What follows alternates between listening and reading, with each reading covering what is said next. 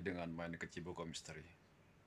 Untuk kisah kali ini saya akan melanjutkan kisah Deso Gondomayit bagian ketiga. Mari kita simak ceritanya. Posisi Mas Damar yang sedang berada di rumah nenek. Hening, sepi, sunyi. Setidaknya itulah yang dirasakan Mas Damar. Ia terbangun, mesti mata masih terkantuk-kantuk. Dilihatnya ke sana kemari, ia baru ingat. Ia baru saja terlelap di atas ranjang rumah seseorang. Seorang wanita tua yang menawarkan rumahnya. Dicarinya Mas Erik, namun tidak ditemukan kawan seperjalanannya ini. Maka dengan tatapan kebingungan sekaligus penasaran, kemana semua orang pergi? Mas Damar mencoba memanggil-manggil Mas Erik. Namun tak kunjung ada jawaban. Begitu juga dengan wanita tua itu. Dengan keadaan yang masih linglung, ia melihat kondisinya, ukuran testisnya sebelum normal. Namun jauh lebih baik dibandingkan beberapa saat yang lalu. Mas Damar berdiam diri sebentar. Dilihatnya langit-langit dari teras rumah. Masih gelap, ucapnya dalam hati. Artinya satu malam belum terlewati. Mas Damar pun kembali masuk ke dalam rumah yang lebih terlihat seperti gubuk itu. Sampai ia merasa penasaran dengan ruangan dalam milik si wanita tua itu. Dengan perlahan Mas Damar mendekat. Di dalam rumah, Mas Damar mencium bebauan yang familiar. Rupanya itu adalah bau dari daun sirih yang digunakan wanita tua itu. Bagaimana Mas Damar tahu bebauan itu? Karena rupanya Mas Damar sudah sering menciumnya di rumah Mbah Buyutnya, yang juga menggunakan itu untuk membersih gigi. Tangan Mas Damar cekatan memeriksa rumah itu. Meski tidak sopan, rasa penasaran Mas Damar begitu besar. Matanya sibuk mengawasi ini itu, sampai pandangannya menangkap sebuah kotak dengan ukuran majalah pala. Sebuah ukiran khas Jawa. Mas Damar pun mendekat. Pelan, rupanya kotak itu tidak dikunci. Dengan leluasa Mas Damar pun mengangkatnya. Namun perasaan Mas Damar mendadak tidak enak. Bebauan yang awalnya didominasi bauan daun sirih itu tiba-tiba lenyap begitu saja, berganti menjadi bebauan seperti kentang atau ubi kayu yang dibakar. Semua orang tahu. Bebauan itu bebauan apa? Biasanya ketika mencium bebauan lenguh seperti itu, maka artinya tidak jauh dari tempatmu berdiri ada makhluk familiar yang sudah terkenal sedang mengawasimu. Pocong. Namun Mas Damar belum tahu akan hal ini. Ia nekat membuka kotak itu. Begitu kotak dibuka, Mas Damar menatap heran karena ia lihat ada tumpukan pakaian bernuansa warna putih tertumpuk berantakan begitu saja. Maka Mas Damar bersiap menutupnya kembali. Namun tiba-tiba dia curiga dengan pakaian itu. Diambillah satu helai pakaian, dan ketika pakaian itu terangkat di tangannya, ia memeriksa dengan saksama, sampai ia yakin dan menatap ngeri pakaian itu. Rupanya itu adalah kain kafan yang sudah diikat sedemikian rupa, membentuk sampul untuk membungkus mayit. Mas Damar sontak melempar pakaian itu begitu saja. Tiba-tiba Mas Damar bersiap untuk pergi dari itu. Matanya tercekat, menatap sosok yang tengah berdiri tepat di depannya. Matanya hitam dan wujudnya sangat mengerikan. Kini ada sosok pocong tengah berdiri tepat di depannya. Ingin segera pergi, namun kaki Mas Damar malah kaku, tak mau digerakkan. Sementara si pocong masih berdiri memandangnya. Bila ada satu permintaan yang bisa Mas Damar minta, mungkin ia akan meminta untuk jatuh pingsan. Sungguh, peristiwa itu benar-benar peristiwa tak terlupakan. Disitulah akhirnya Mas Damar mendengar suaranya. Lirih namun membuat bulu kuduk berdiri, si pocong mengatakannya. Tali pocong, tali pocong. Mas Damar masih mematung, ketakutan. Benar-benar mengeraskan syarafnya. Hingga suara pintu terbanting, memuas Mas Damar tercekat panik. Dilihatnya Simbah sudah kembali dengan wajah marah dan memaki. Entah apa yang terjadi. ia melihat Simbah mencengkram ujung kain kapan si pocong, menyeretnya dengan tangan kosong, lalu melemparkannya tepat di belakang kebun rumah gubuk itu. Kejadian yang baru saja terjadi membuat Mas Damar tidak habis pikir.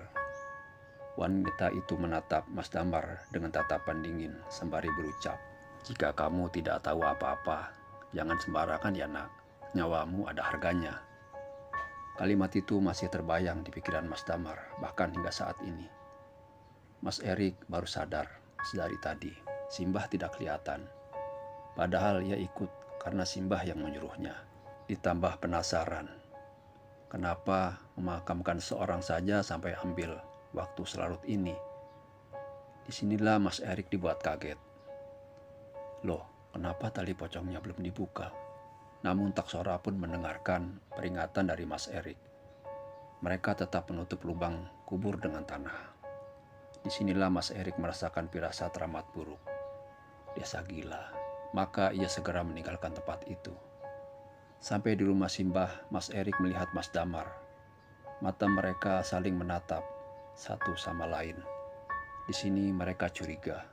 Desa ini mungkin bukan desa manusia. Namun ada hal yang lebih besar dari semua itu.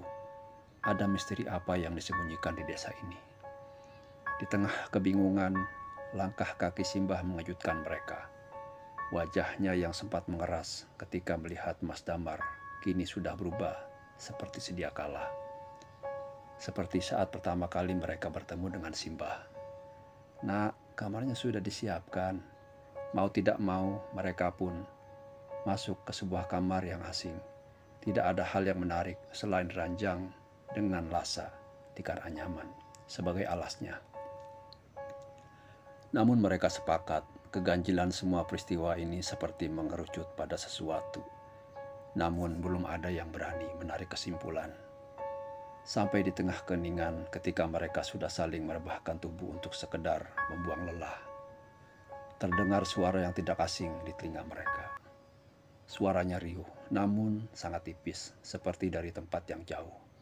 Itu adalah suara pitik ayam yang tengah terdengar. Mas Erik lah yang pertama bangun. Ia melihat ke sana kemari untuk memastikan sesuatu, sampai Mas Erik akhirnya menggoyangkan badan Mas Damar. Ia baru sadar, wajah Mas Damar terlihat pucat pasi, seperti membunyikan sesuatu. "Mar, dengar apa tidak?" Mas Damar masih diam, mencerna setiap kalimat Mas Erik, sampai akhirnya ia mengatakan, "Rik, kamu percaya nggak sama pocong?" Kalimat itu mengingatkan Mas Erik dengan peristiwa yang baru saja ia alami. Matanya menatap tajam Mas Damar. Ia tidak tahu harus menceritakannya dari mana. "Aku pernah dengar, katanya kalau dengar suara ayam, artinya ada pocong di dekat sini." "Mar," akhirnya Mas Erik menceritakan kejadian sebenarnya. "Mar, desa ini gak beres. Ayo pergi saja. Testismu sudah gak apa-apa kan?" Mendengar itu, Mas Damar kemudian juga mengatakannya. "Ri, sepertinya Simbah belum selesai melanjutkan kalimat itu. Tiba-tiba mata Mas Damar menatap ke jendela kamar yang hanya tertutup gordeng. Di sana ia melihat wajah mengintip. "Rik, ayo kita pergi dari sini." "Ada apa?" Di jendela. Mas Damar menunjuk ke arah jendela. Di jendela ada wajah Simbah. Kaget saat itu juga Mas Erik langsung mengemasi barang bawaannya. Diikuti Mas Damar, mereka bergegas keluar dari rumah itu. Namun baru saja membuka pintu kamar, di depannya Simbah berdiri. Wajahnya menatap Mas Damar dan Mas Erik. Bergantian. "Mau kemana, nak?" Mas Damar lah yang pertama maju. "Mbah, mohon maaf, kami mau pulang." "Pulang kemana?" "Ke rumah saya sendiri, Mbah." Simbah awalnya hanya berdiri, namun perlahan-lahan tubuhnya tertekuk, lalu membungkuk menatap mereka dengan senyuman paling mengerikan yang pernah Mas Erik dan Mas Damar lihat seumur hidup. "Penyakitmu sudah sembuh, Kak Nah." Mas Damar terdiam lama. Di sini Mas Erik yang kemudian maju. "Sebenarnya Anda itu siapa?" Saat itulah Senyuman buruk rupa itu menjelma menjadi suara tawa yang membuat Mas Damar dan Mas Erik menggigil karena ngeri. Bulu kuduk mereka berdiri dan dada mereka berdetak tanpa henti. "Desa Perenggut Nyowo," kata Simbah, dengan langkah tertatih mendekati Mas Erik dan Mas Damar yang beringsut mundur. "Siapa yang sudah masuk ke desa ini tidak akan bisa keluar. Nurut saja sama saya." Di tengah keheningan itu, suara ayam yang lirih terdengar semakin sering. "Kalian dengar suara itu, Nak? Tahu artinya?" Mas Erik dan Mas Damar masih menjaga jarak dari langkah Simbah. "Pocong." Setelah mengatakan itu, seolah ada sesuatu yang membuat perasaan Mas Erik dan Mas Damar tidak enak. Benar saja, tidak ada angin, tidak ada hujan. Tiba-tiba terdengar suara pintu dibanting dengan sangat keras.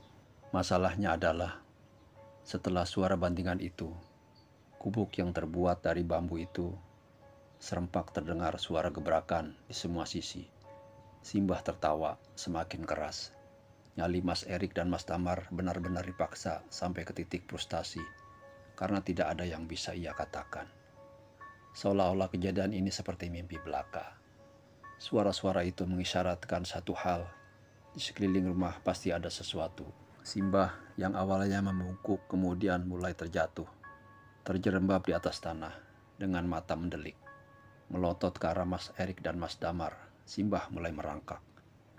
Kedua kaki Simbah seperti lumpuh. Ia merangkak hanya menggunakan tangannya. Dengan bibir yang komat-kamit, entah apa yang diucapkannya. Simbah terus mendekat. Mas Damar sudah mulai melantunkan doa, meminta agar siapapun bisa menolongnya.